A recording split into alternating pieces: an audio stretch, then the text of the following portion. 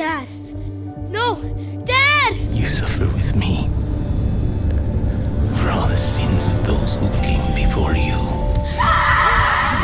Josefina! You need to get your shit together now. It's me, Mason. The f are you doing?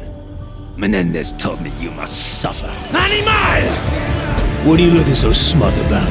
Come on! You don't get the stones to f***ing shoot me! No! Menendez! What? No! Calm down! Because you must suffer! Because I have suffered! No! I say shut up! I swear to God, I'll kill this bastard! You can't kill me. Nexus target? Who's more important than this asshole? Okay, me! Do it! Do it! Without water and shelter, you may last a day. You bastard!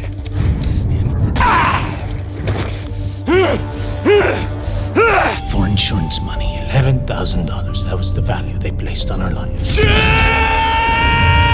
No one must know I betrayed him. Him? I have 2 kids. They...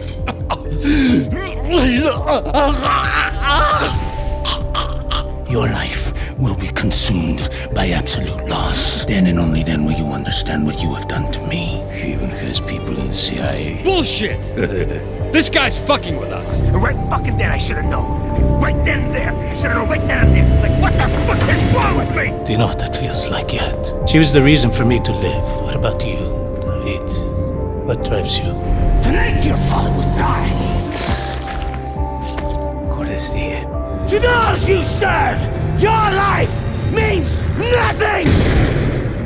Fucking waste of time. Guy's a vegetable. Back off! Pumpkin! Eat your vegetable! Growing up, I used to play the Black Ops 2 campaign a lot. In fact, I've played the BO2 story more times than I've jerked the chicken, and no, that's not a joke. But I always hated Raul Menendez. I always thought, hey, this guy's an I want to take my gun and shove it right up his hole. And I felt this way for years, hell, damn near a decade. The things this guy has done, I mean, he destroyed our favorite story ever and left us with nothing. The endless nights of Black Ops 2, hopping on the bus, threatening to go to someone's house in real life for using Target Finder, doing the Easter eggs, trolling in gun game, creating a terrible custom emblem, making fun of little kids in the lobby. Yeah, no, I was the kid getting made fun of in the lobby. You have flak jacket on. I don't know why you're complaining. I don't have flak jacket!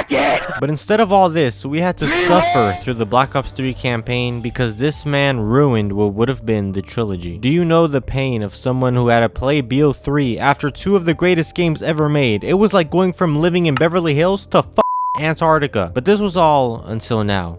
I realized that what Black Ops 2 crafted was perfect, and I don't think it'll ever be replicated. It's one of the darkest games in the series and really makes you feel like there is no good options, there is no good endings. It is truly modern warfare. Wait, no, wrong series. People often argue with the last best, good, not bad, decent, what was the last cool COD game, I guess? But it would definitely have to be Call of Duty Ghosts. I mean, this was the last perfect game in the series. Wait.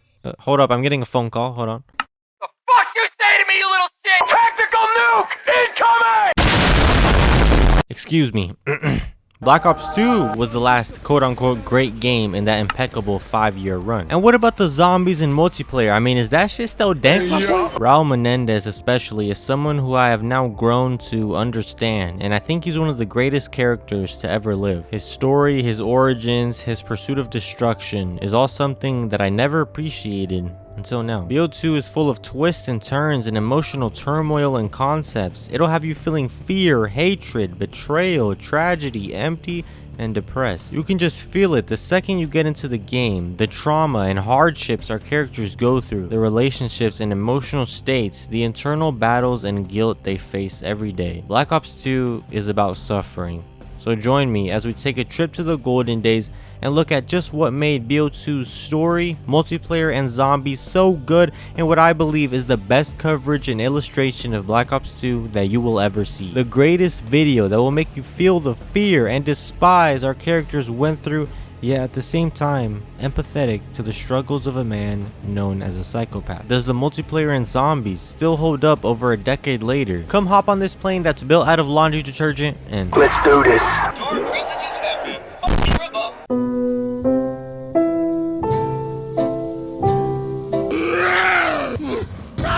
So what sets Enemy Blops back 2 shots apart inbound. from the rest of the series? Train go boom. Train go boom. Well, it was the first time we were gonna have multiple endings to a Call of Duty. I mean, what is this, a Fallout game? That's the Red Death? Think we can handle it?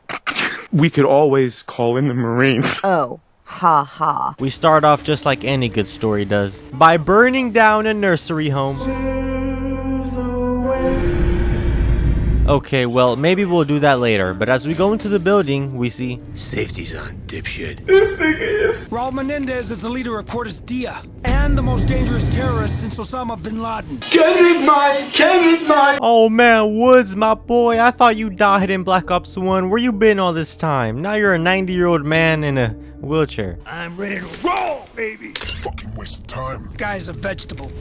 Back off. It turns out a so-called terrorist named Raul Menendez had paid a visit to Woods earlier, gave him a pendant, and said the words, All he said was, mi hermana. I'm over here stroking my... That's Spanish for sister, dipshit. Then we start getting PTSD from our time in Vietnam. Okay, so it might have not been Vietnam, but it paints the picture of David's memories and past, all the things he had to go through, seeing his family murdered in front of him, all the pain and suffering he endured his entire life, beginning when he was only a child. Because you must suffer, as I have suffered. the newest guest on the Talk to a podcast, welcome Sergeant Woods. So what exactly is going on here? Well, BO2 also innovated because we got two different storylines going on at once. One in the future with Mason's son, and one that continues the OG Black Ops 1 boys. In 1986, tensions between Castro and the Russians are rising, along with the many drug cartels and arms rings operating around the world. And then we're also in the far future of 2025, taking on the threat of... Wait, 2025? Looks like we're all approaching UNC status because what the fuck?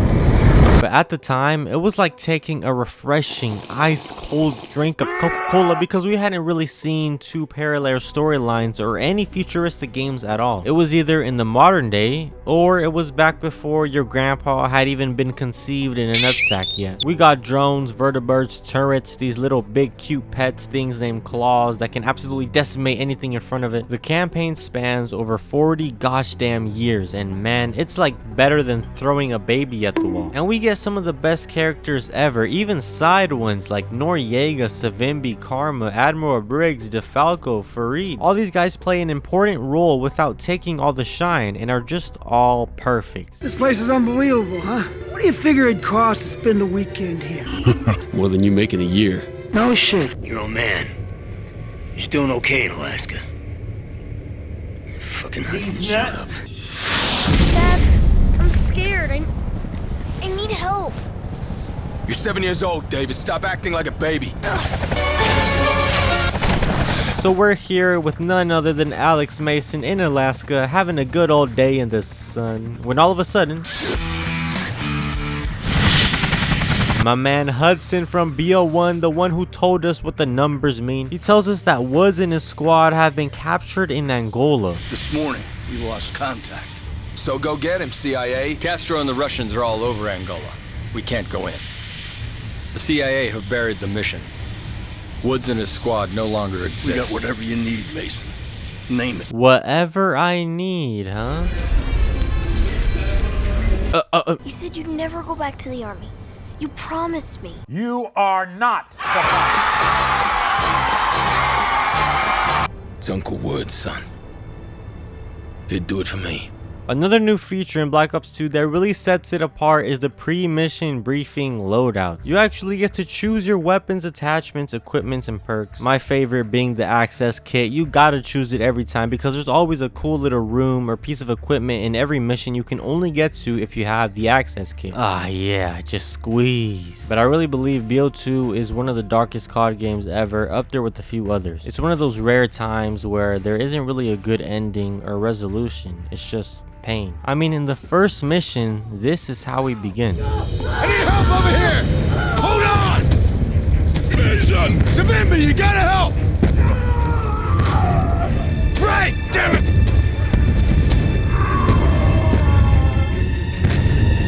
I have finished.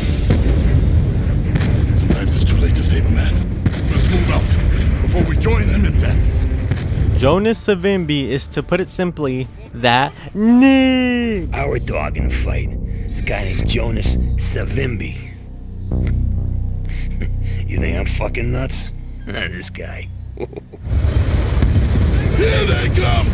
Here they come, my brothers! Fight, my brothers! Oh my god. And it's awesome because Jonas Savimbi was a real person, just like other characters later in the game, and it just makes everything feel way more immersive and real. It gives me a reason to actually care about history and learn about past events. So we're helping Savimbi out in Angola in exchange for the location of Frank Woods. Once again, playing as Alex Mason, our guy from BO1. He was brainwashed and hallucinating the entire time, but I mean, he was still rizzing up out there and doing fine in the head. Reznov! Where are you? Reznov! He's a lot better now though, with way less numbers and brainwashing in his head. Or at least I think. All that shit with the numbers. You really get brainwashed by the Soviets? And they gave it the best shot. Kravchenko is near. Say again. Man, the only thing that's missing is Reznov. Holy shit, it's Reznov! Journey to victory has begun! Death to the MPLA! Savimbi! You killed many men today, huh? Yes! We all did! Got lotion on my dick, bro. Where's Woods? The MPLA is not yet defeated! That's a very dangerous rescue, my friend! Where is he? He's being held captive by a Nicaraguan gun runner! He may already be dead! Let's go, Hudson! This is when we go back to the present, talking to Woods, who is the main guy that really retells us all the missions. Mason and Woods fly by themselves to a ship that's said to be containing Woods somewhere, who may or may not be alive. And this is when we learn what happened to Woods in Black Ops 1. I was MIA and but your old man thought I was dead. After all that shit Kravchenko did to him. The numbers, Reznov being stuck in his head. He had no idea what was real. How the fuck could he? Kravchenko, when I sliced that bastard open, he saved everyone's ass. But he comes to first. Boom. Welcome to the Hanoi Hilton. 6 months later, they shipped me over to Da Nang. And this fucking place made the Hilton look good. Lost 17 of my group. By 72, it was just me. I was not gonna die in a fucking swamp! Swamp, swamp, swamp! Shit! We're going down! Just hasten! Oh no, it's a crackhead with the machete. But you know what's even stronger than that is a brainwashed man with the machete. Look at the way I fell down. There's no way this man was doing a Tony Ferguson get down Mr. President type Grammy roll on the ground. But after clearing this ship, it's finally time to open this container, and damn, it's stanking here. Woods, are you in there, brother? Bodies are badly decomposed. These men have been dead for weeks.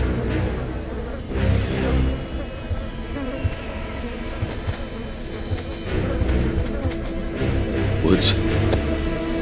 Nope. Frank?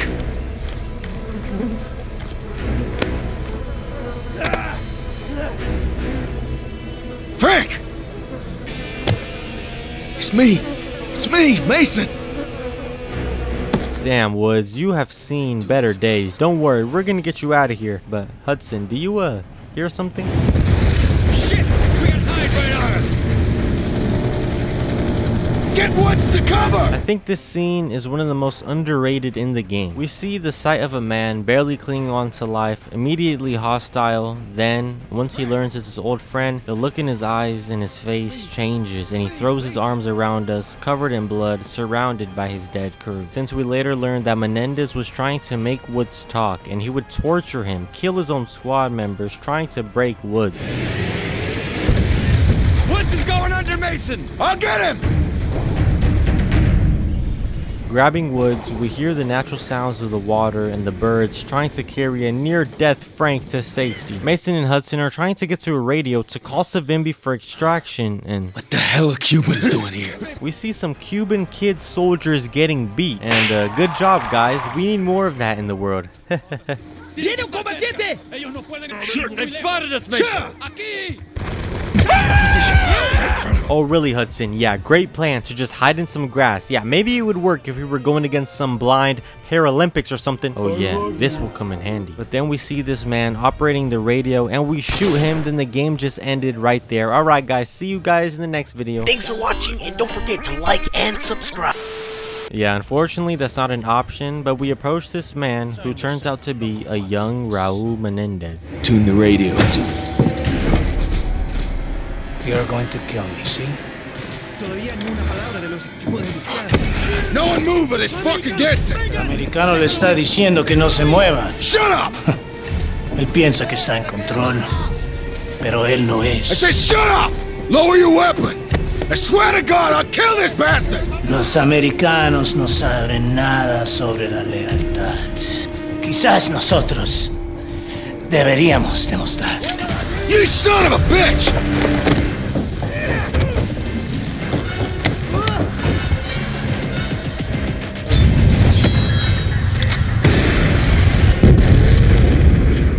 Hudson, we're moving! Get to the beach! Did you secure evac? Negative, we're on our own! Head for the river! We shoot Menendez in the noggin, presumably killing him, but now we're out here with no evac coming. So it's just the old trio against the world, and by the world, I mean a lot of gosh damn soldiers. Don't worry though guys, I got some bear traps, they're gonna fall for this. Bruh. We make it out of the village, into the river, about to hop on a dinghy when... No. Fucking Russians. Damn it. No way out.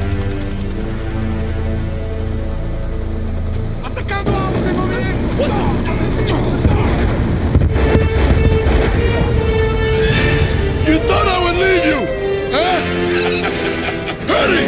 Come! It's none other than flippin' Jonas Savimbi, my man. I am now gay and I love you. Well, we got him, Mason.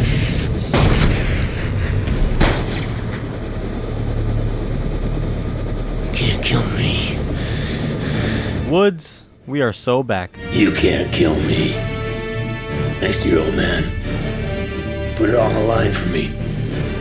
For honor, friendship. Everybody know ain't no party like a Diddy party, so. Yeah, that's what's up. That's how it started. Your old man tries to kill Menendez. Menendez wants payback, even if it takes decades. Menendez, back then, was a big fish in a small pond. He made his cake running a drug cartel out of Nicaragua. It was a hand-me-down. The CIA smoked his old man. Old Cyclops is pretty pissed at America. While we're fucking around the Middle East, the Russians and the Chinese are getting real cozy. Now, the politicians, they want you to think this is about ideology. It's a lot of horse shit. Rare earth elements. Whole fucking world runs on this shit. Who controls all of it? China. So while corporate America is kissing China's ass, Now the mysterious Cordis Die social network has crowdsourced simultaneous protests in both Iran and North Korea. Never seen in public, who really is the leader of Cordis Die? He's known only as Odysseus. Odysseus, my ass. Raul fucking Menendez. Asshole. So it turns out Menendez is still alive and here in 2025. He's launched a campaign called Cordis Die aimed at taking down capitalistic governments like China and America, because in his eyes it's pure greed, corruption, evil, and those people and civilians in power, they all need to know what it feels like to be a victim of their flawed system. They need to know what it feels like to suffer. Woods gives us the rundown, and we see the first time we met Menendez. We actually kill his dad in a game called Blops Declassified, which not many people actually know about, but it is canon, and this is when Menendez would gain his father's drug cartel and be rolling in the dough, kiddo. But now he's back with Cordis Die, and his hatred for America grows stronger than ever for what they did to him. Killing his parents, sister, burning down his house, destroying his country, his village, and his heart. I need a drink. Dipshit. No, God. Give me a soda. Get it from the nurse's stash. That diet crap. China's Premier Chen is outraged by Cordis Die's leaked memo, alleging the cyber attack was covertly ordered by the White House. And through all the dirty shit the US government's gotten away with, this time they're innocent and no one fucking believes them. They take out Cordis Die's network 2 days later. The director of the FBI burned alive. Right now, 1 billion people believe that Raul Menendez is their savior. Guess what, boys? He's not. You better take him out pretty fucking quick. Cubans. Elite rank. State-of-the-art tech. How many followers does Cordis Die have right now? What, 1 billion people? Try 2 billion. You'll never believe their leader's a terrorist. They think Menendez is their savior. We play our first mission as David Section Mason, along with the man who will be by our side, the infamous Michael Harper. I love this guy, man. He's our best friend throughout the game and kind of acts as a mentor or older brother to Mason. We got some robotic gloves, climbing onto a mountain, swinging like we swing our cocks. Oh shit, Harper! This is also when we get to meet Salazar, who's a pretty important character, along with Crosby, who's related to the Crosby in BL1. No seas idiota. Do not underestimate Raul Menendez. His followers sure did. And what does Cordis Die? It's Latin. Hard day, some shit like that. Sounds like something noble. Crosby actually appears in more missions to come, but doesn't really talk much after this mission, and his role gets really diminished. It makes me think maybe they were planning to have him be a good friendly side character, but just decided to scrap it. We fly across the mountains, gliding majestically through the air. I think we're coming in too hot. I love the scenery in this game, man. We got the pretty yet dark sky, the rain coming down the trees, the stuff we get from the access kit, ancient looking temples and statues, yet underneath is a state-of-the-art facility. Stand back. Turrets down! Hell yeah!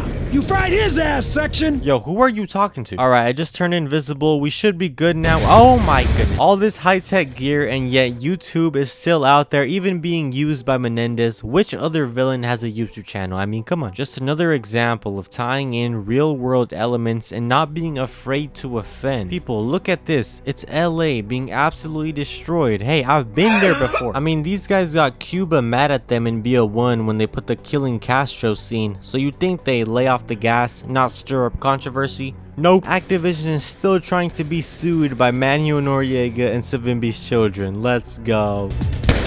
Alright, he's just acting, but we reach a box that contains a grown man who might or may not be on some Joe Rogan Experience type drug. They're coming! Get me out of here alive! I'll give you everything! Eric shows us something called Solarium and says Menendez is planning a cyber attack. Quantum entanglement. This single device has more processing power than your entire military infrastructure. Rumors around the lab were that Menendez plans to use it as a basis for a massive cyber attack. I heard talk of something called Karma.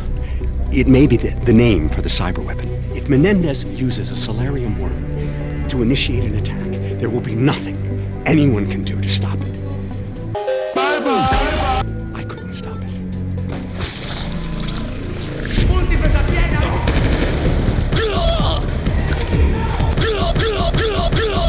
Well, rest in peace, Eric. With this new device in our hands and information gained, Whatever Menendez is planning, Solarium is the key to it. We finally got one over on this cocksucker. So who is Menendez? A sad old man? A freedom fighter? A murderer? Why do 2 billion people believe and follow him? And why does he want to destroy America? I can't figure out Menendez without getting inside his fucking head. Salazar, you grew up in Nicaragua during his rise to power.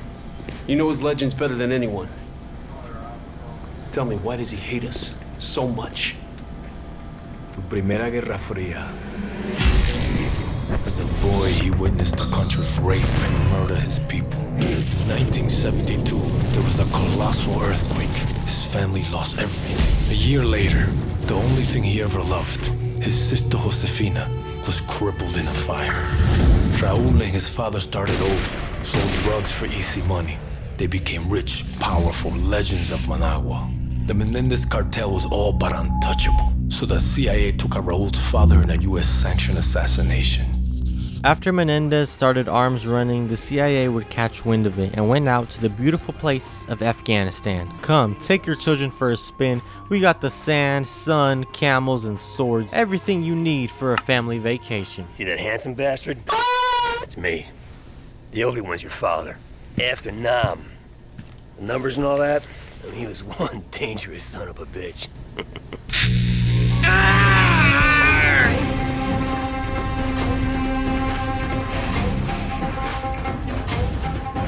Sand. Sand and more fucking sand. No one likes the Russians, huh? You know me. I don't like anyone. Might want to get your head down. Please save me, Donald Trump, please. We meet Chinese General Shun Zhao, who is taking us to meet the Mujahideen in order to find Raul Menendez. What the hell are you gonna do with that? You never know. There will be serious consequences if Russia learns of our involvement in Afghanistan. We get to meet the leader of the Mujahideen, Rahman. Our men defend these mountains. Our weapons will give them an edge. That's a bullshit plan. You're talking about the Russian army here. They come at you with brute force, which means strength in numbers and heavy armor. Are your men ready for that? The Russian assault begins, and we must defend the Mujahideen. You have faith in your plans, America. I got more than faith, Zhao. But we get a nod back to BO1 when Kravchenko basically carved a hole in his head and he shoved those fucking numbers in there, and he survived that. No, Mason said he didn't see those numbers anymore, but I don't know. Not so sure about that. Mason, better take a look. it's Kravchenko, who we thought we killed in Blops 1, but this time we got the advantage, baby. Of course he's involved in all this.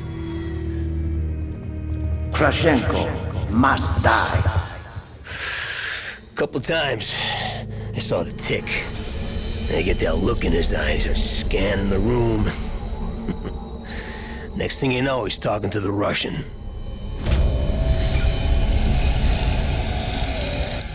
Fucking Reznov. Good old Tricky Vic. So with Kravchenko captured, we bring him in for interrogation, and this is one of the best scenes ever made. It starts off with Woods and Hudson arguing like normal, and then giving him the 1-2 baby boo. I left you to rot in Vietnam, Sergeant Woods. You should be dead. Nobody told me. We can see Woods' pure anger and hatred towards Kravchenko for all he had done to him. Woods had seen hell because of this man, from the jungles of Vietnam to seeing his men slaughtered in front of him. His pain and suffering comes back as he sees Kravchenko face to face. Buddy Rahman tells me you're doing business with a Nicaraguan named Raul Menendez. What do you do for him?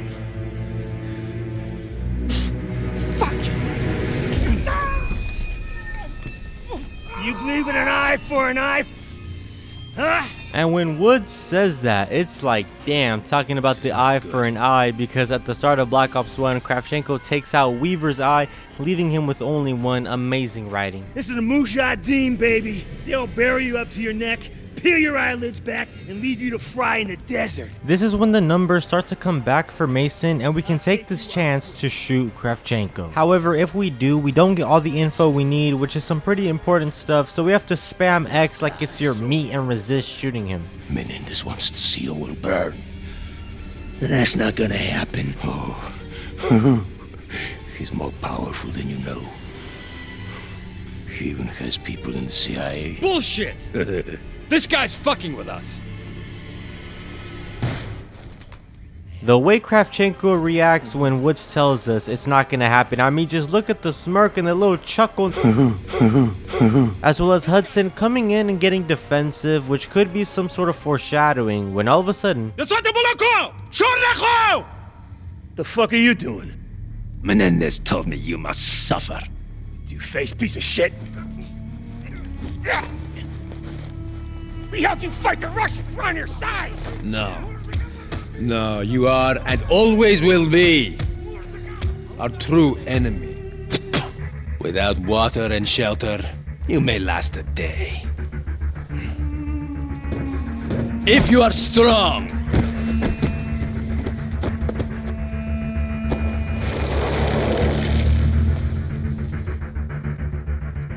were left in the desert to die a slow, painful death. So, we're in a desert, buried, to here. And who does your father think rides up on a horse to save us? Tricky Vic. Ha! See? You're just like your old man. No, it wasn't him. Reznov.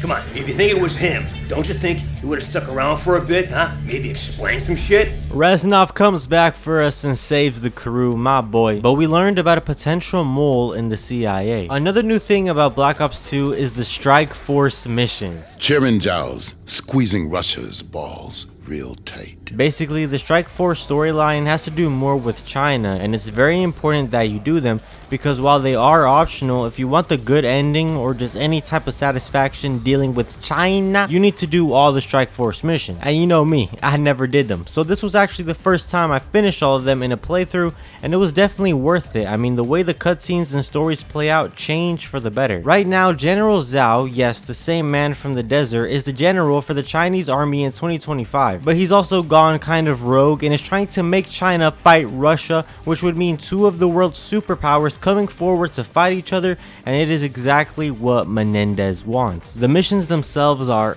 alright. I mean, sometimes they can just be a lot of waiting around, but it's more of a tactical spin on Call of Duty gameplay. But we'll talk more about them later, because where Black Ops 2 is better than any other game I've ever played is the relationships between people. It makes you feel like you really got a connection to these people, and it feels like they themselves actually do love and care for each other in this harsh world. The remnants of Mason's brainwashing, the craziness of Raul Menendez, the bonds you build can be broken at any moment, and there's nothing you can do about it. He blames your dad for killing his sister. He also blames Woods. And now he's coming for you.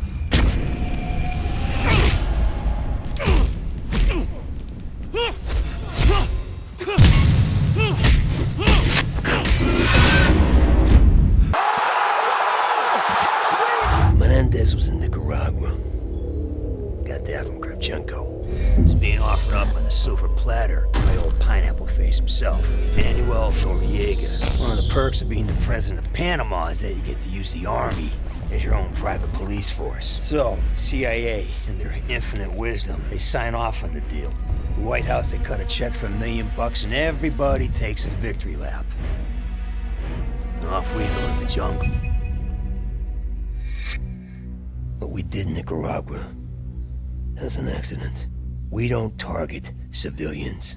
Set up on the hill with Hudson and Mason, Manuel Noriega is giving us the intel on Menendez. Noriega was a real person. He was the leader of Panama and also one of the biggest drug traffickers of all time. The CIA has trusted Noriega in coming into Nicaragua in order to get Raul Menendez and take down his cartel. But then we actually get to take control of Raul. Another incredible thing is just the fact that we play as like 5 or 6 different people in one story. And whoever's alive at certain points and at the end of the game purely depends on our decisions. What we choose directly impacts the rest of the entire game. Like when Harper's face gets burned, boom, he's an ugly mutant for the rest of time. There's always multiple ways to do something, multiple options to make, whether it be going a certain route or getting different equipment. You get to really explore the missions and the map, which will sometimes give you certain intel or cool Easter eggs you may have missed otherwise. You get to see the world through another person's eyes and feel their perspective on the world and why they are the way they've been portrayed. ¿Cuántas veces te lo tengo que decir que no me moleste? ¿Qué carajo?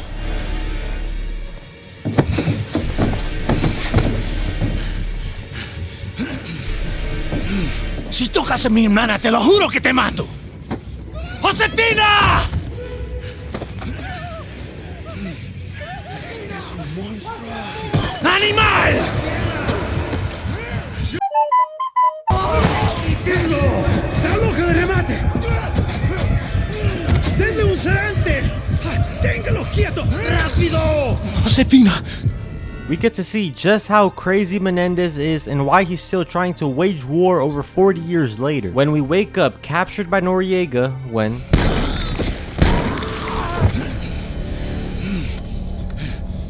No witnesses. I saved your life. You should be in American hands by now.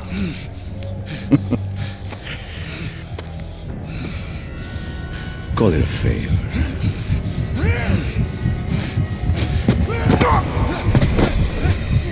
Menendez is so enraged, he decides to punch Noriega in the face even after uncuffing him, but right as he is about to shoot him,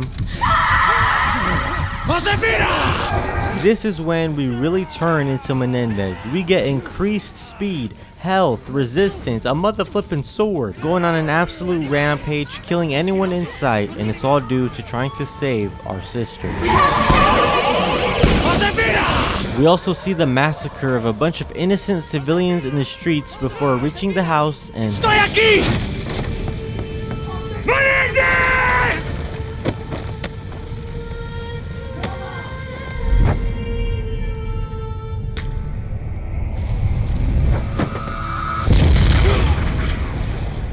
Menendez's sister Josefina died in the blast? Who threw the grenade?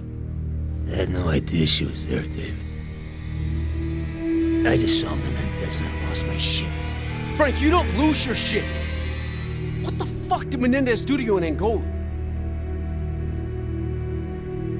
Menendez, he wanted to know what the CIA had on him. He tortured my men in front of me. Thought I'd break. When I watched my team die, then he dumped us in a tin can and locked the door. Left me in there for weeks. So yeah, next time I saw Menendez, I lost my shit. What the fuck would you do?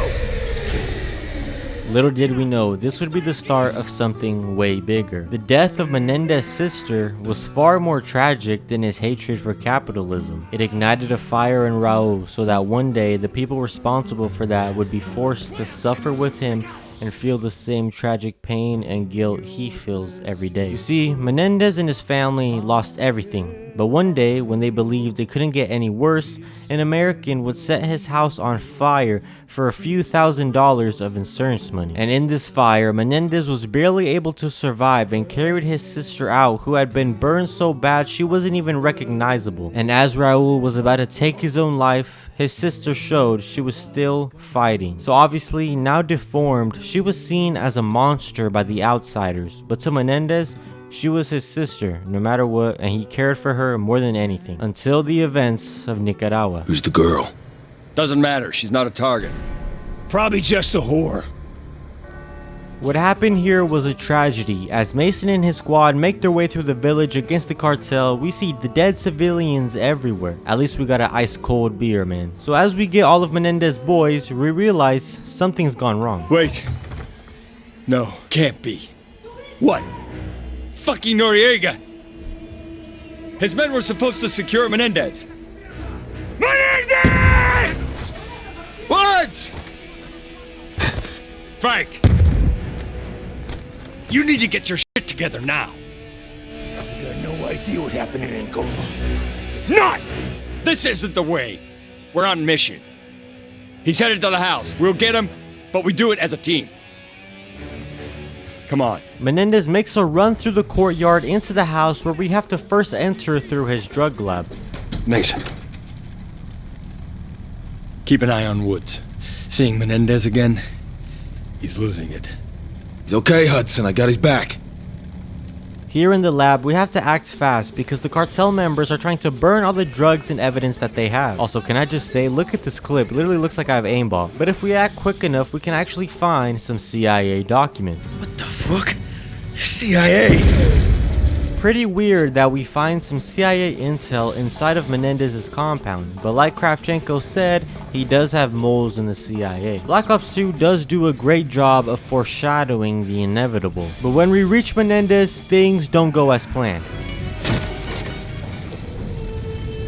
Menendez! Woods, no!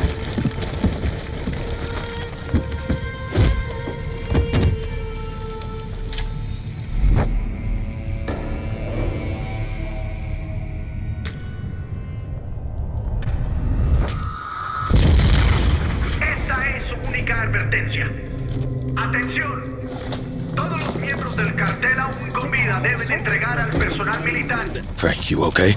Get him out of here. What happened, Hudson? Where's Menendez? That's him, in a body bag. From this point on, today never happened. The unfortunate reality is that this day did happen, and in fact, it is unforgettable. The death of Menendez's sister would make him seek revenge no matter what for the rest of his life, as he actually lived through the blast and it was not his body in the bag. Only Menendez's sister was killed in the blast, and it's presumed that Noriega covered up the situation. Menendez would go on to live for decades longer, taking more lives with him than anyone could ever imagine. We let the PDF walk off with the body, and now he's back. He's pretty pissed off, too. I sure can't kill my old man. Somebody already beat him to it a long time ago. But he could have killed you. So why are you still alive, Frank? Now it begins. Done talking. Go find that maniac. Going back to 2025, we get word of Menendez going to a meeting in Pakistan. And don't know if you guys knew this, but I'm actually from Rakistan, which is right next to Pakistan. Known only as DeFalco. Our undercover operative shot this off of Socotra Island, Yemen. Fareed. Thank you, Admiral. DeFalco is Menendez's number 2. The concept of empathy is understood by him, but irrelevant. So our mission in Pakistan is to investigate DeFalco and Menendez's business and what they got going on here. Also, can I just say, that line by Fareed was cold. The concept of empathy. Is understood by him, but irrelevant. What do you say we blow off a little steam, huh? Throw a few punches first? Ooh. Yeah, alright, you got it, Harper. Go suffer with me. What did you just say? Come suffer what? These flashes, I'm getting. Die. I know I was kidnapped the night my father died, but I never see. It was Menendez. Did he kill my father? Okay, look, you know Woods raised me after my father died, right? But Woods always told me it was just some nut who did it, some drifter. What the hell's going on?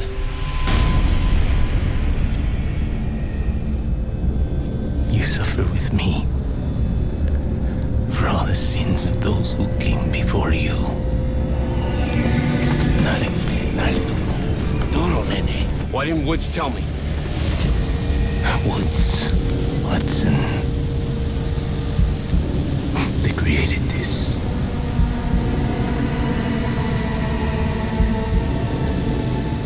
For Josefina. Tonight your father will die. Come on, we need this thing up and running today! I'm trying!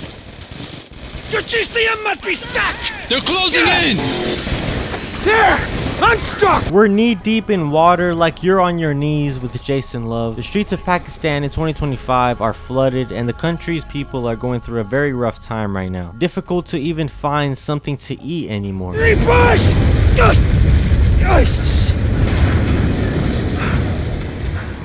Oh shit, that was a close one, huh? Still got my balls. How about you?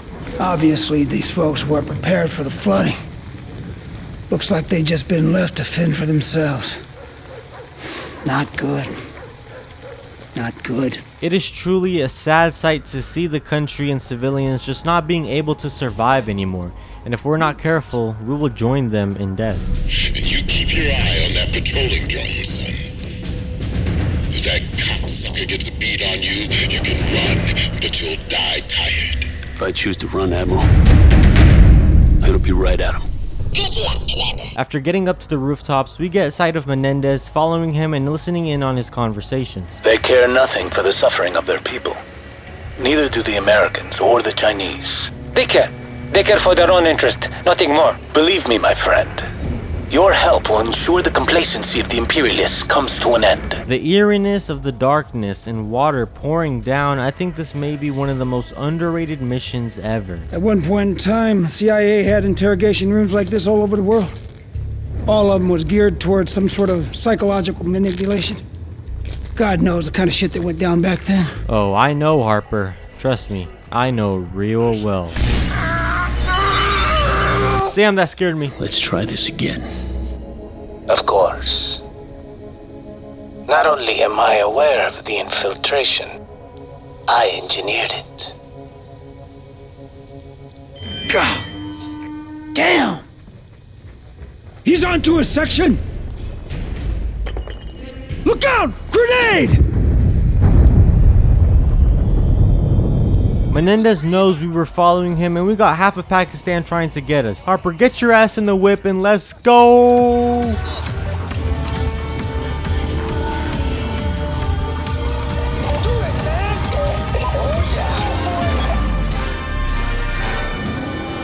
Alright, we just have to avoid the fire, just drive very carefully here. Oh my, I can't help but feel partially responsible for that, but at least we get to go home. Oh shit, now what?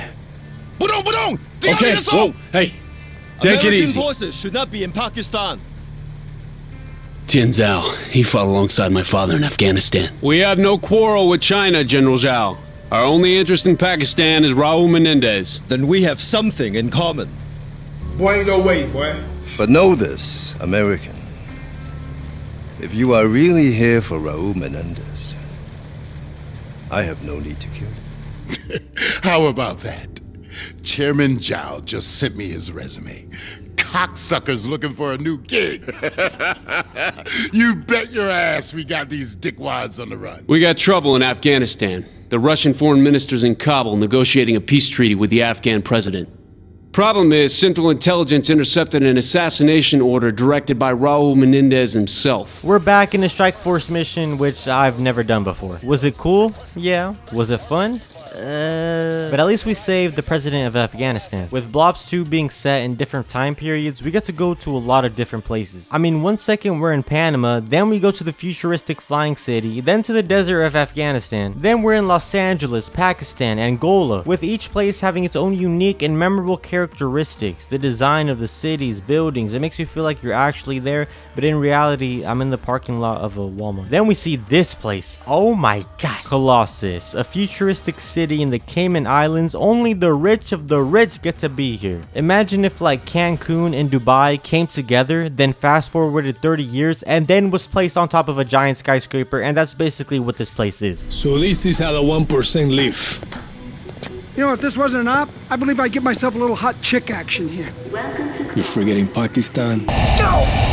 Your face don't look too good, Harper. Hey, it's not the face. It's the body they're gonna be after. Yeah, sorry about that, Harper. The reason we're here in the richest city in the world is because Menendez's secret cyber weapon, nicknamed Karma, is said to be here. Hello, ladies. We're from the Union. That's it. People don't do a whole lot at Colossus.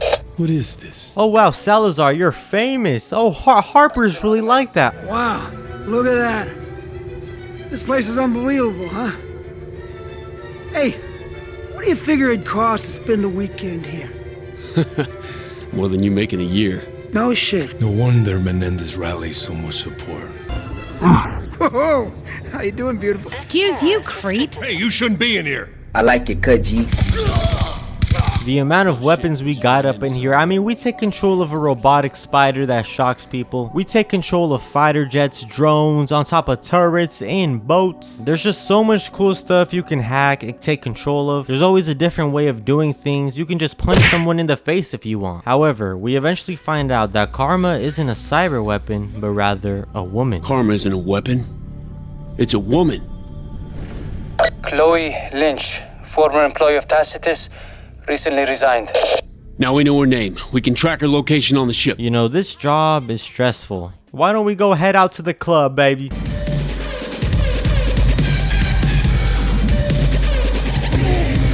We have to leave now, Chloe! Section! At least 10 mercs taking hostages! Chloe Lynch! He's got hostages. Hold fire. Chloe!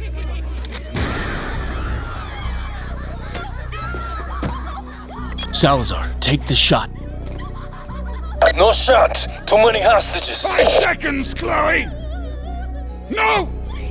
No! The concept of empathy is understood by him, but irrelevant. Open fire!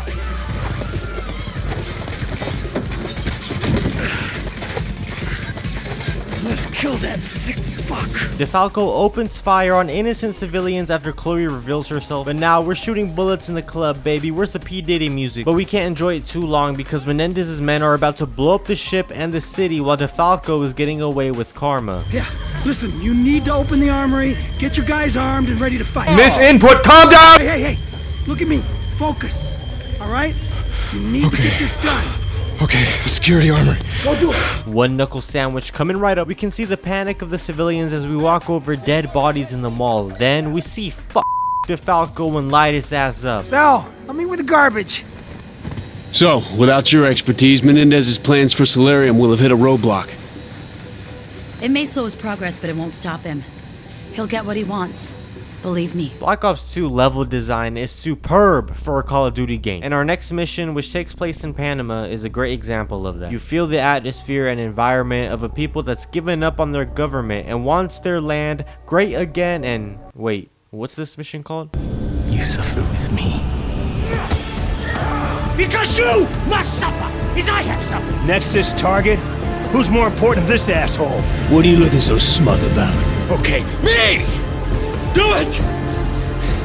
Do it! Suffer With Me is the darkest yet greatest mission I have ever played in my life. It starts off like any good thing does by cracking a cold one with the boys. Hey, is that an anime body pillow in this bag? I didn't know you got freaky like that, McKnight. Go run back! Start a family! She's so fucking pissed. All that shit with the numbers.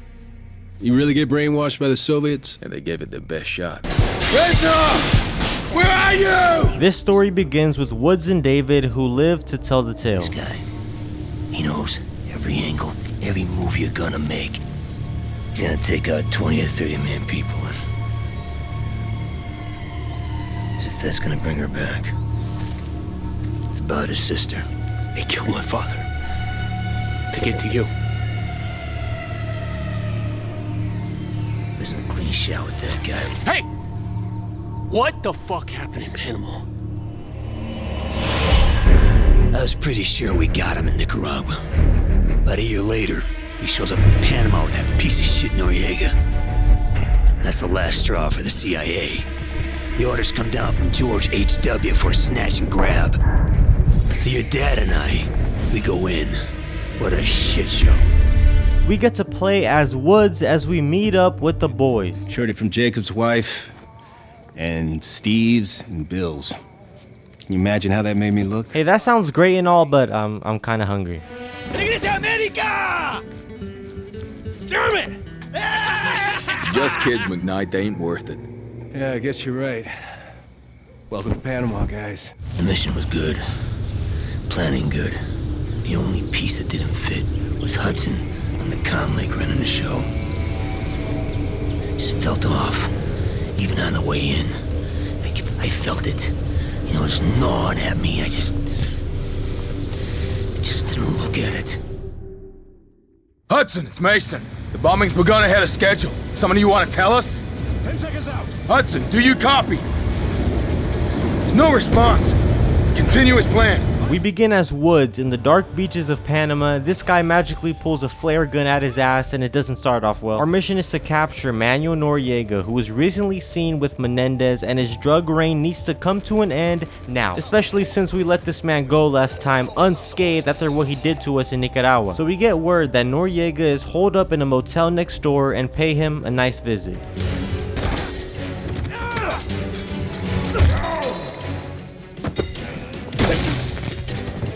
Secure him.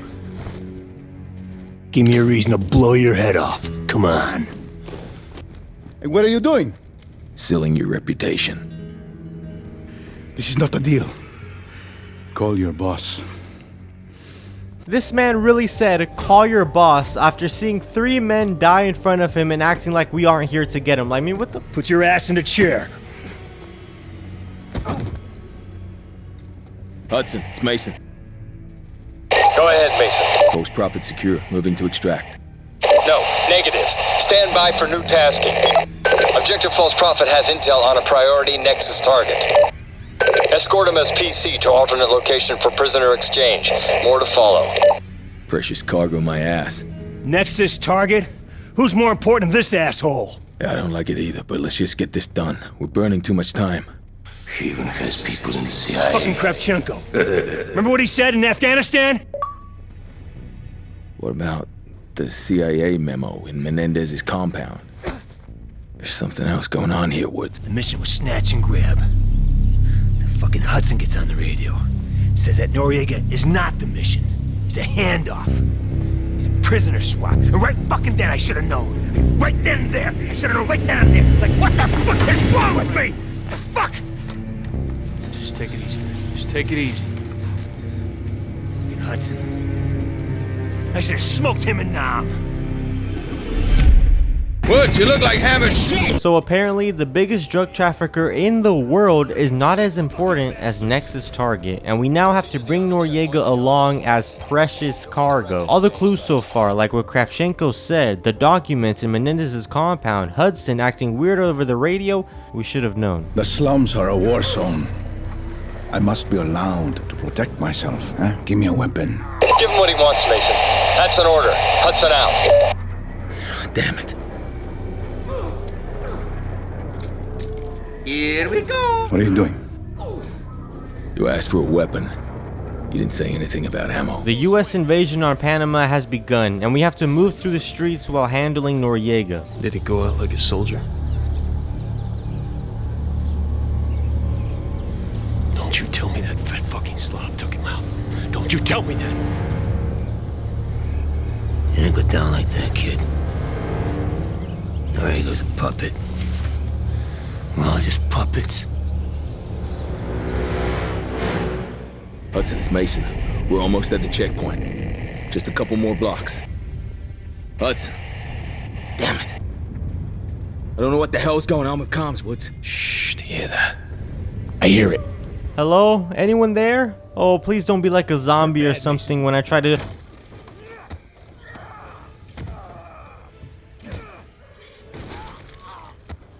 Alright, we're good, guys. Oh my gosh, he's running. Help me! Up there, Help! on the ledge, 4th floor.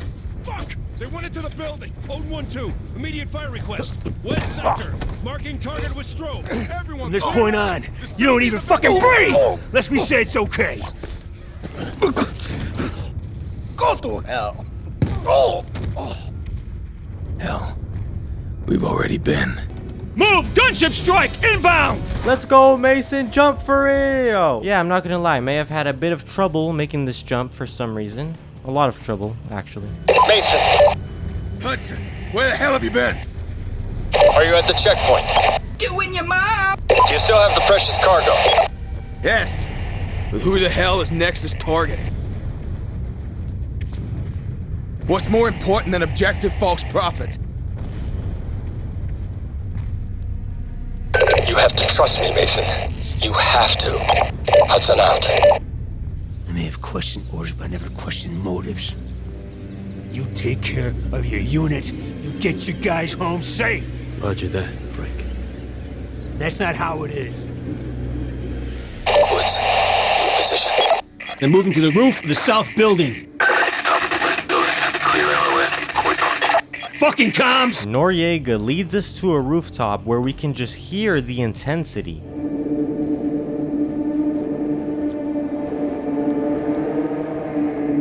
And we walk out to see Nexus target. No one must know I betrayed him. Him? Hudson, who is Nexus target? Hudson!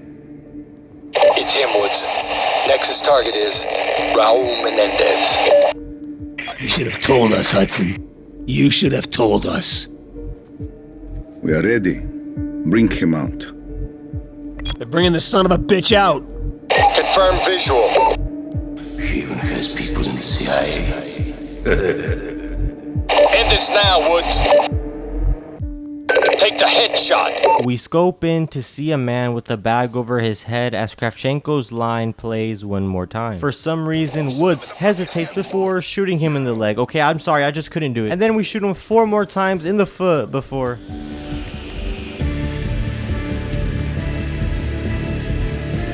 What are you looking so smug about? The fuck is going on? What's going on here?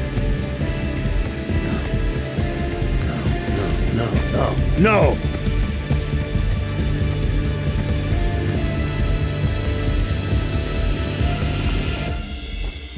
Mason!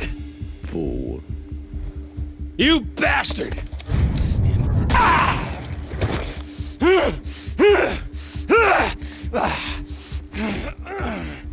Menendez!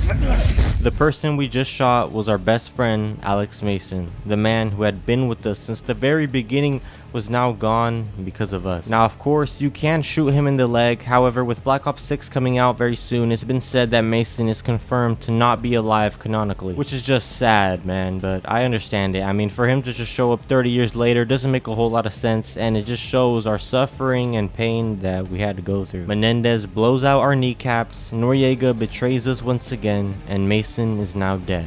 At least we'll get a parking spot. Your best friend, Alex Mason, is dead. By your own hand. Do you understand why? He was gonna kill David.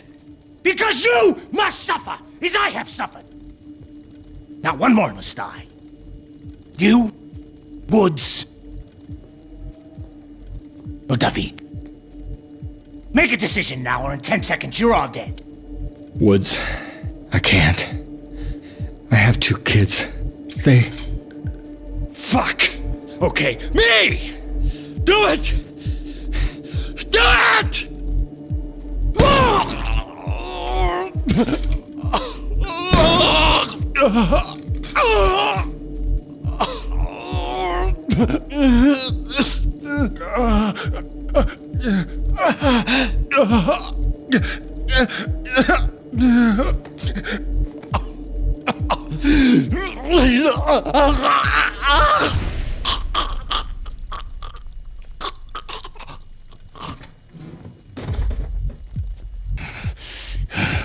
Your life will be consumed by absolute loss.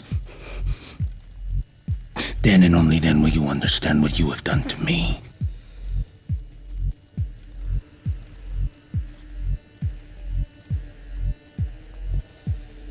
I would not kill you, boy. Not like Woods. You will suffer with me. And then one day, you will see this pendant again. And you will remember everything you saw and felt tonight. You will remember all the years of anger and pain. And when you do, David, please, come to me.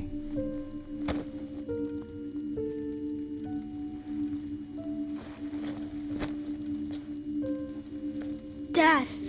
No! Dad!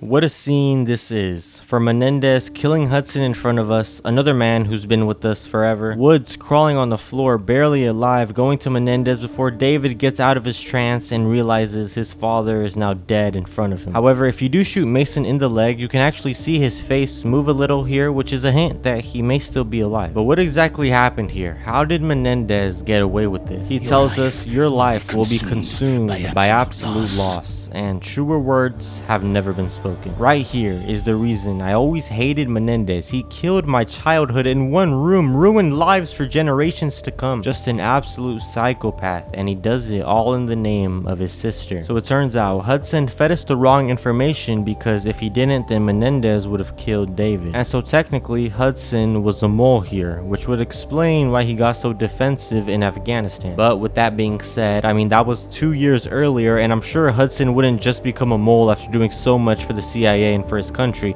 I mean, we played with this man a lot throughout BO1. We know he's a good guy. So it brings up a really interesting question, being if Hudson wasn't the mole at that time, then who was? And also, how were Hudson and David kidnapped without anyone noticing? How was Mason talking to us on the radio, and then just a minute later he's standing there with a bag over his head? These are questions that I wish we would have got to see the answer to. Would have been awesome to see this scene from like Hudson or Mason's Mason's perspective at some point. Like if Mason comes back at the end of the game, he shares his perspective of it with Woods, talking about what happened and stuff. But nonetheless, Woods and David are now left there as Menendez now takes away the people they love the most, and we are now forced to suffer with him. Me and your old man.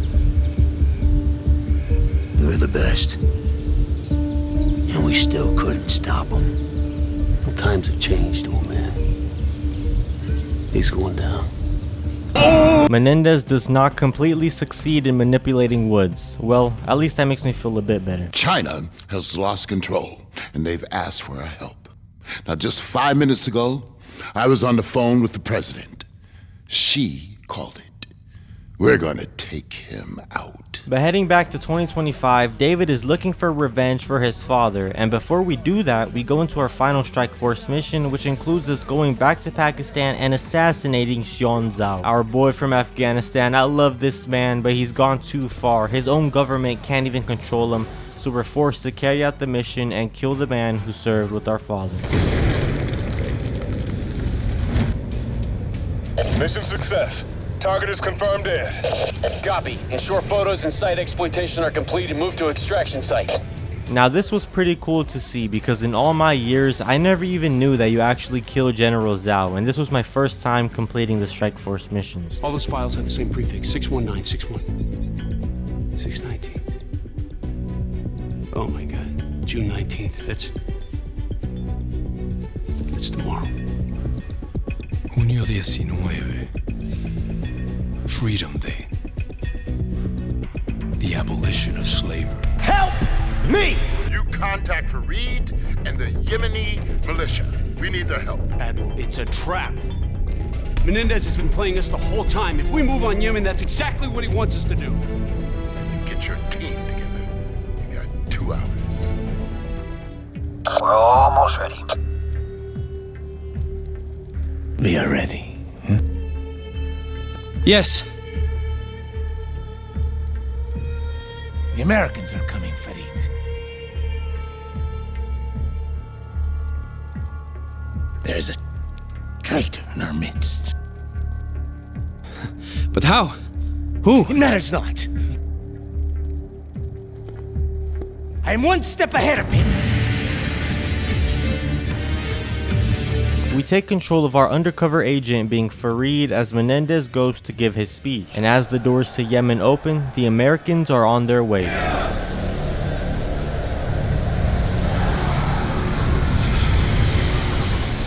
Now! We will regroup at the Citadel. Hotspur! Menendez is gone! He left as soon as the shooting started! Menendez knows! I'm sure of it! You can't be sure of that. I mean, if you knew, you'd be dead already. He told me to meet him at the Citadel! Fareed believes that Menendez knows he's the traitor, but Harper cares for him and guides us as we run through the streets trying to avoid fire from our own friendlies before reuniting with Menendez. American blood on your hands, Fareed. Of course, Menendez. We must get you to safety. We have lost too many men. Victory is not measured by losses, Fareed. Fareed, are you still with me? We're hit! We're going down! It's measured by gains. Damn it! Ah, fuck! Here! No! Good! Don't go, man! You knew that I would be here. Who betrayed me? You're wasting your time, you fucking bastard, you! You won't get shit from me! God! Come on! Is that all you got? Huh? Fareed!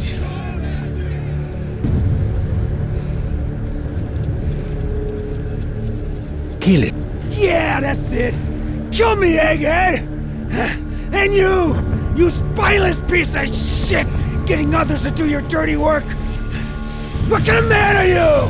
Huh? He hands us the gun and asks us to kill our best friend, Michael Harper. We just killed Mason and now we have to stand in front of Harper with a pistol at his head. All throughout these missions, throughout the games, you truly see and feel your hatred and resentment towards Menendez building, because no matter what the option is, we always lose something and Menendez always comes out on top. But no matter what, we are forced to make a decision.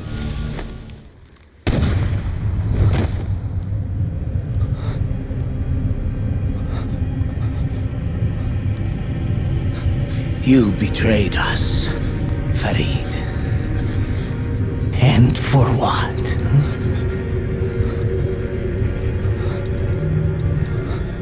To those you serve, your life means nothing! We can see Harper's face as Farid dies, obviously in distress and guilt for what just happened to his friend. He's got to feel partially responsible. And the story of Farid, man, I mean, he was doing his job, fighting for the free world, but it always seemed no one ever cared about him. Even if we do shoot Harper, Farid will still die later on, so it never ends well for him. And when the squad lands here after what just happened, Farid's name isn't even mentioned, despite the fact that he literally just died for America and for his friends. No matter the choice we make, even if we listen to Menendez, he tells us that victory is not measured by losses but by gains, and it becomes clear that no matter what, Farid was just a pawn for both sides the entire time. And the last words we ever hear echoing came from Menendez being, "To those you serve, your life means nothing," which is unfortunately true to the United States, because even after we die right here, you will never get any mention from anyone about Farid for the rest of the game. Menendez! The son of a bitch is headed for the Citadel! Arrange medevac extraction to get Harper back to the Obama. We chase Menendez through the streets to eventually find him in a VTOL. Menendez! Secure him! Baba Booey. Thank you, David. Help me seek a newer world. And if we did complete all the Strike Force missions, the US and China will unite against Menendez and it'll change some in-game cutscenes. SDC is finished, Secretary Petraeus. America and China joining forces truly marks the beginning of a new era. And one that you should be damn proud of, Admiral. President Bosworth sends her regards.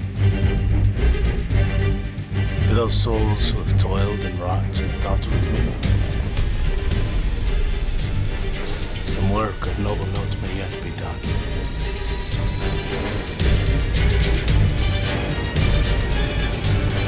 Get this cocksucker off my flight deck. We can take our time. I will speak only to David Mason. Bring him to me. I will tell him everything. David, do what you can. I'll be on the bridge.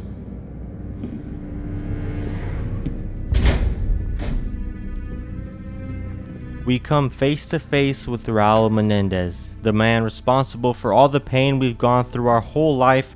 We meet again 40 years later for interrogation. I'm not a kid this time.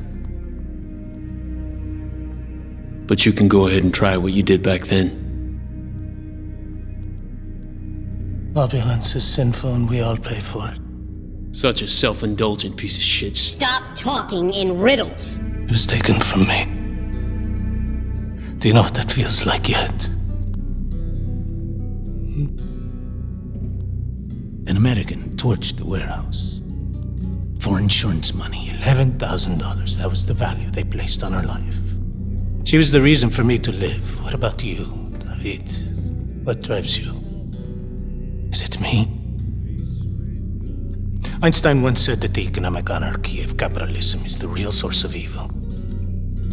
Your father and his people took Josefina from me. Pues, tu papá está muerto. Your father's dead. This scene really shows why Menendez does the things he does. You can see the emotion on his face, the words he uses. But then Admiral Briggs tells us that the ship is under attack and that our cameras have gone dark when all of a sudden... The Obama is under attack! Ensure no one leaves this room! You know I will not kill you, David. But if you do not drop your gun, I will kill your friend. You've got 5 seconds to decide. How did you even... Alright, Salazar, I'm sorry. I'm gonna have to kill both of you. Put them on.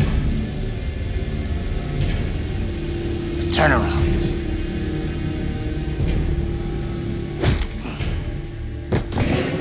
We wake up to Salazar in our face, telling us our ship has been infiltrated, the defense mechanisms in the place are malfunctioning and killing any person inside. So we literally have to fight through Menendez's army as well as the ship's own defenses that we own. This will be over soon. Good luck, Section. You too, Sal. Section makes it to the security room to find that the camera feed is down before we see Briggs and... Briggs! Menendez is right outside the server room. Do not shut down the systems. If the security goes down, Menendez will waltz right in. Briggs! He's Salazar. He's in position with the Admiral. We take control of Menendez and say what's up to the Admiral's bald head. Admiral Briggs! Back off!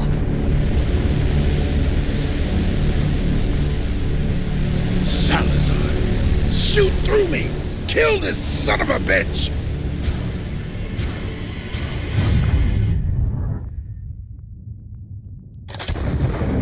No!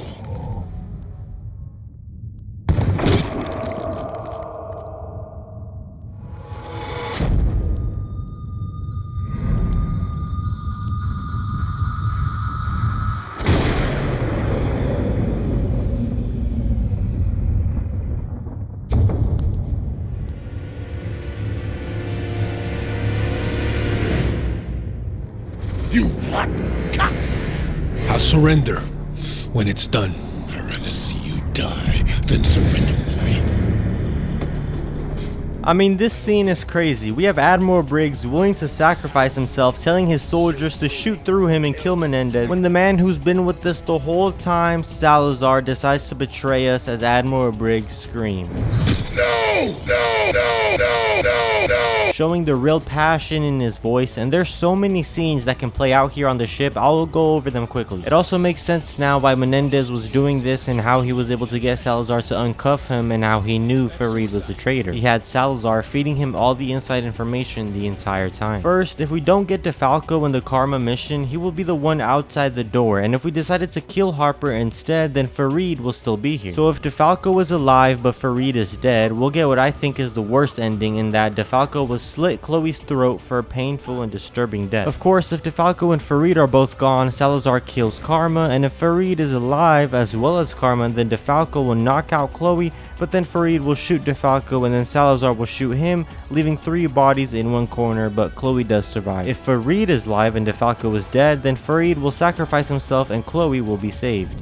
Why don't you have Salazar do it? Briggs is a good man, Menendez. Don't kill him. Shoot him in the leg.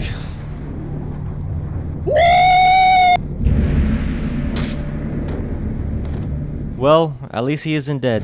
If we truly succeed today, Admiral Briggs will come to understand why I did not kill him.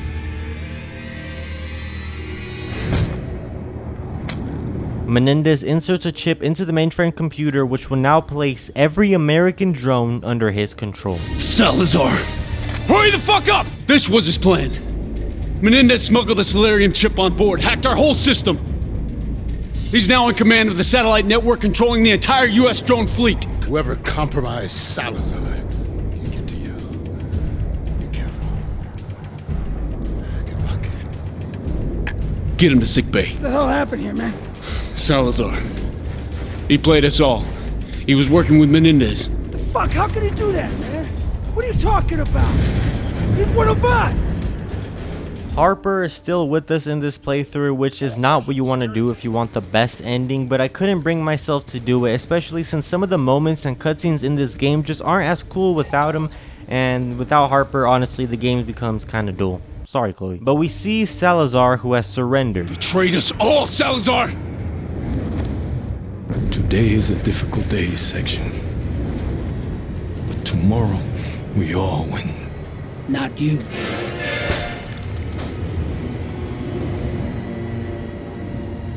With that, our boy Salazar was a traitor who now lies here dead. Oh, come on, bro. What the? The USS Obama is under heavy fire, so Section Mason, along with our boy Crosby, get out of here. Hundreds died today, Section. I'm gonna see that son of a bitch burn for what he's done. This is his endgame. He's about to unleash drones on cities across the globe. However, due to our newfound alliance with China, fortunately they help us out and secured the Obama, saving hundreds of lives as well as Admiral Briggs. 谢谢. Thank you, Madam President. We're going down! Calm down. The bullet went through clean. You're gonna be fine. Still bleeding. I'm gonna give you something for the pain. Son of a bitch. Madam President, the drones took out Air Force One and Marine One. We cannot extract you by air. This is what Menendez planned all along. Taking out the G20 leaders will cripple capitalist governments across the world.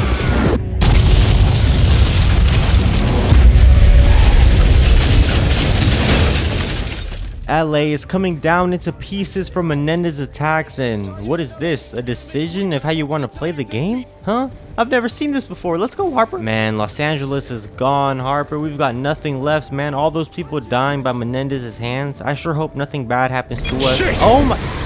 We wake up to see our jet pilot Anderson get hit, as well as... Alright, man, he's dead. Relax. We make our way through the streets, and if we have the access kit, we save a bunch of guys stuck in a truck. That's why you always need to equip it, man. Get that baby lotion out. We're on our way, Anderson. Hang in there! I'm bleeding out. I don't think I can...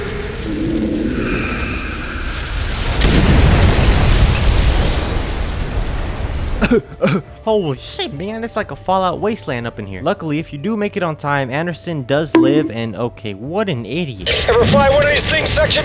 No. Well, you're gonna fly one now, buddy.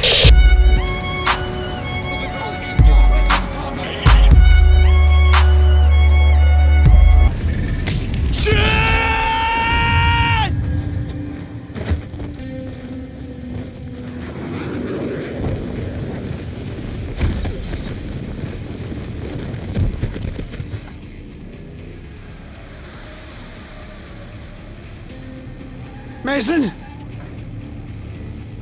You are one crazy bastard. You know that, right? But the job ain't over yet. We trace the source of the drone signals that Menendez launched being in Haiti. Don't worry though, there's no cats there, okay? Just rumors, I think. Alright, listen up. We have our objectives. Shut down the transmission controlling the drones. Execute kill capture order on target Raul Menendez. I broke kill. Taking him alive didn't work out last time. Alright guys, let's get to Menendez, boys. We gotta go. Oh my, not again, man. Jump out, you fat ass mother. Gliding through the air with my boy Harper, man.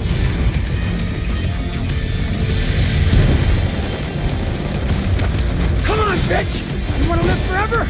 I'm glad it didn't kill you, bro. We launch an attack on the main building with Chinese forces helping us out. Shout out to China. Lieutenant Commander, we stand on the brink of global catastrophe.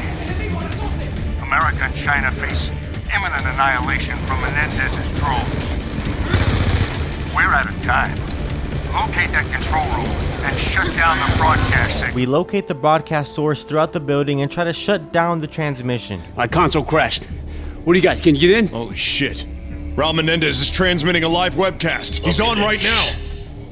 It's sinful. And we all pay for it. Los Angeles was the flagship of their absurd materialism. So I destroyed it. I'm locked out. Can you hack into the system? They thought I wanted to kill the president. We're fucked. Doña Presidente, I could have buried you 1,000,000 times over. No. I wanted you to see it. To feel what it's like. The drones are being controlled from Haiti. What? Sir, there's nothing more we can do. Today, we cannot regain access to the drones. 2 billion people exist in abject misery, tyrannized by war. He's ready to strike New York. Gotta stop it.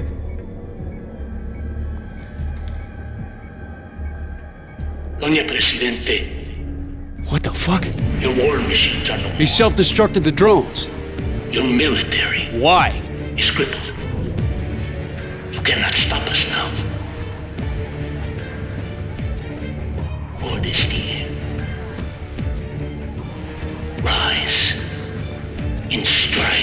They are down. Strike now. And strike deep.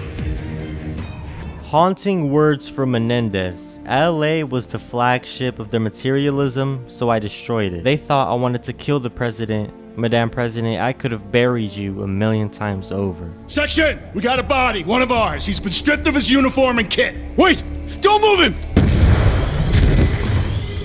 Menendez stole a man's uniform and is now trying to blow up the building to cover up his tracks. Checkpoint 4. We have unidentified persons approaching. Oh! Hands up! Drop your weapons! Push checkpoint 4's location to my HUD. We're Americans. Take it easy. Orders are no one passes. Stop where you are. Relax. We're on the same team. Checkpoint 4 is down. We need to move. Come on, Harper, let's get that cocksucking. Oh, well, that's not good. We fall and see Menendez and an injured Harper, but we have no other choice but to go for it.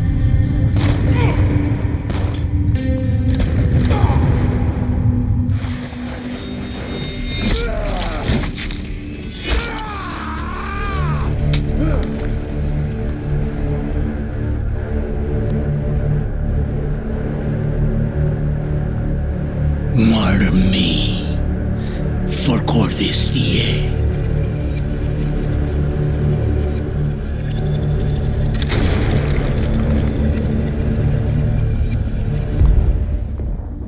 I got you, brother.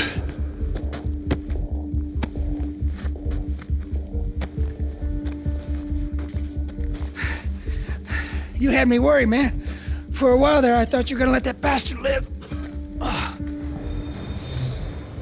So can we just talk about the multiplayer and zombies now? We were able to take down Menendez, but as seen here, it came at the cost of millions of lives and all that pain, suffering, despair, and guilt that we've been dealing with for over 40 years. I swear to God, I will shove this wheelchair right up your ass.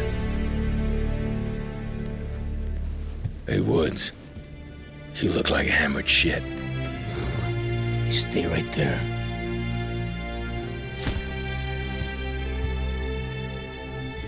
Mason, I shot you. Turns out you're a lousy shot.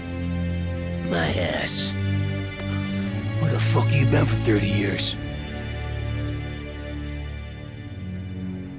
This video is triggered to play upon my assassination. 300 million views? Damn, Menendez. Hey, can you guys like the video? Maybe we'll get close to that, huh? David Mason for Sergeant Woods.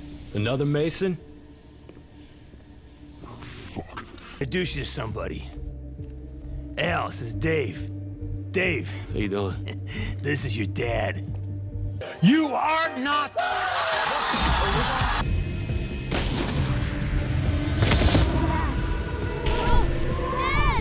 Our boy Mason still looking good at 90. Ooh, wait. However, with Karma dead, a Cordis Die riot does happen with the White House being burned down to a crisp. Then, after the credits, we get a scene of Woods and Menendez in a rock band. Gotta let that Cordis Die shit go, man. But there are other endings, of course, with the best one being to kill Harper in order to save Karma, shooting Menendez in the leg, and capturing Menendez. So I guess you're famous now for saving the world.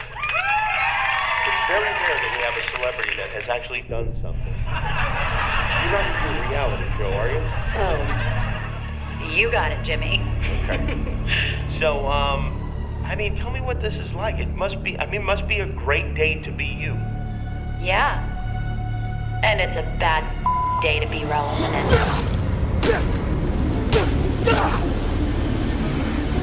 Damn, Menendez, calm down. On the contrary though, if we decide to capture Menendez while Chloe is dead, it is perhaps the most brutal and worst ending you could ever imagine. First of all, this CIA nerd, which is literally his name, he's trash, he can't protect us from the worm, which causes power to shut down and Menendez to use the shadow of the light to escape from prison, before he breaks in to see Woods. Rise and shine, Woods.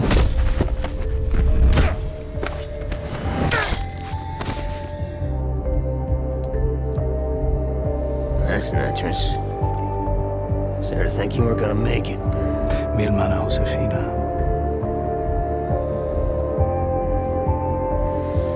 Yeah. I've been waiting for this.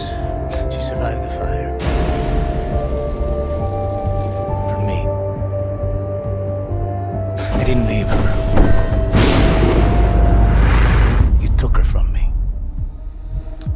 learn from that? What did I learn?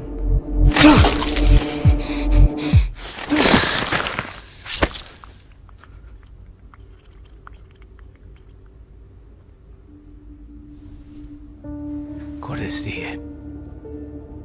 He kills Woods with his sister's pendant before burning himself alive in Josefina's grave. One of, if not the greatest COD campaign of all time, along with what I believe is the best villain out of any game ever. It's a story that even if you do pick the right options, you'll still leave feeling empty. I mean, sure, we got Menendez, but then again, what about Mason? What about Harper and Fareed? Who was the real mole in the CIA? What about Hudson's brutal death, Salazar, betrayal, all the times we were so close to getting Menendez? We had this man literally in our hands so many times, yet he was always able to slip away. And the cost was the lives of millions of innocent men. A man fueled by the loss of his family, the loss of his life due to in what he thought was capitalistic greed.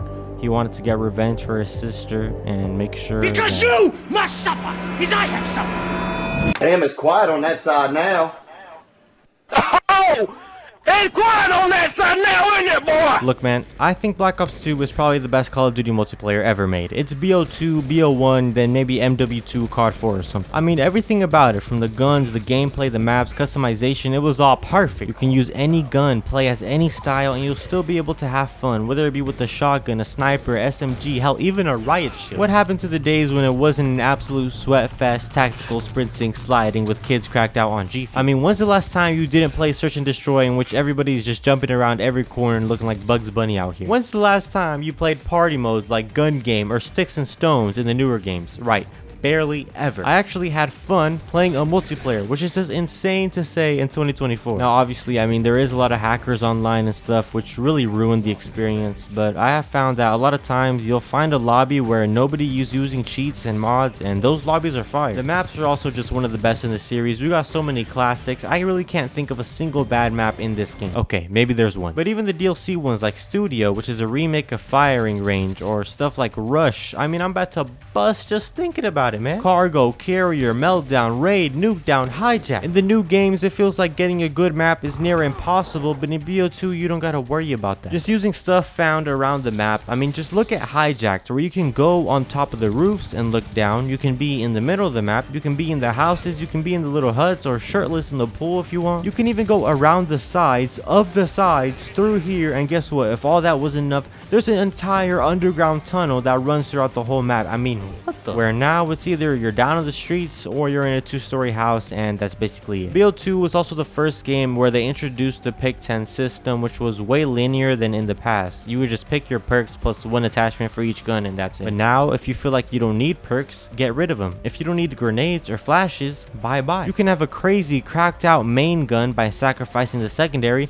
or have a primary weapon in the secondary. This system has came back many times, but it was just never done as good as it was here. So hey, I know you got the urge, that tick, just load up BO2 multiplayer with the boys one last time before 2025. But now, the zombies. It's not a unanimous awesome mode for a lot of people like Black Ops 3 or Black Ops 1 was. Some people will say it's the best version of zombies, and some will say it's the worst. But for me, I love it, man. I do think that the maps and gameplay is better in BO1 and BO3, but BO2 is still amazing. I think a lot of people just disliked it because we started off with Transit, Nuketown, and Die Rise, which, you know, aren't the best maps. But as we got later on in the cycle, it becomes better and better. But honestly, overlooking the maps, it may be nostalgia, but I just have so much fun playing Black Ops 2 Zombies, no matter on what map it is with friends. I would just have a fun no matter what. I don't know what it is. For example, let me put Transit into perspective.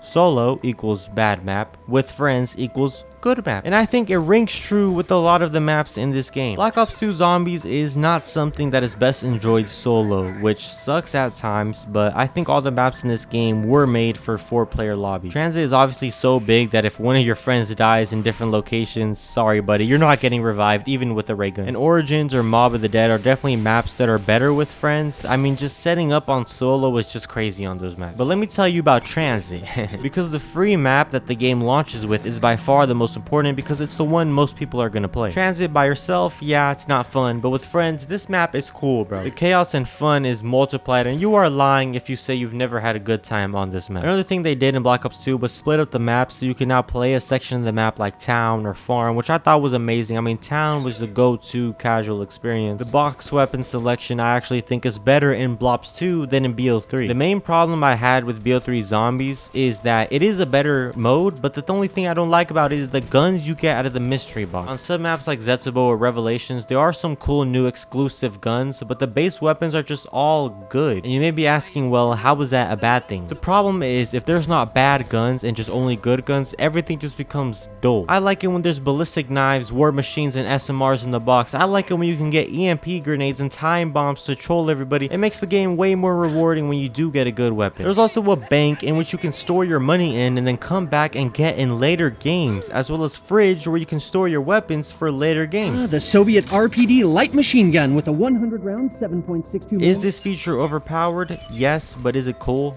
Yes. One thing BO2 Zombies did better than any other Zombies mode is the side modes. Oh my. Have you ever wanted to 1v1 somebody in Zombies? Well, grief is the way to do it, and I'm telling you, I want all the smoke, baby. Let's go. I'm calling out Tim Hansen, 2v2 grief. Let's go. Turned is also fun, but only for a little. It's like gun game, you know, you can't do it too much, but when you do it, it's fun. How about the rest of the maps though? How do they compare to the rest of the series? Well, I'm not a big fan of Die Rise, to be honest, and Nuketown Zombies is okay, but again, just solo, not that fun. Buried and Mob of the Dead are two of the most unique and best maps ever. They did so many things different. And then we got Origins, which many people consider the best map of all time. I'm gonna be honest, Transit over Origins. Okay, all right, I'm just kidding, kind of. But overall, BO2 Zombies is something that you gotta play. Just go play it, man. Just go. At the end of the day, we've said it countless times throughout the video, Black Ops 2 is about suffering. It's about the tales of a man who wanted us to see pain the same way he saw pain. The things that he felt, the guilt that he lived with, he wanted us to have that. He wanted us to suffer with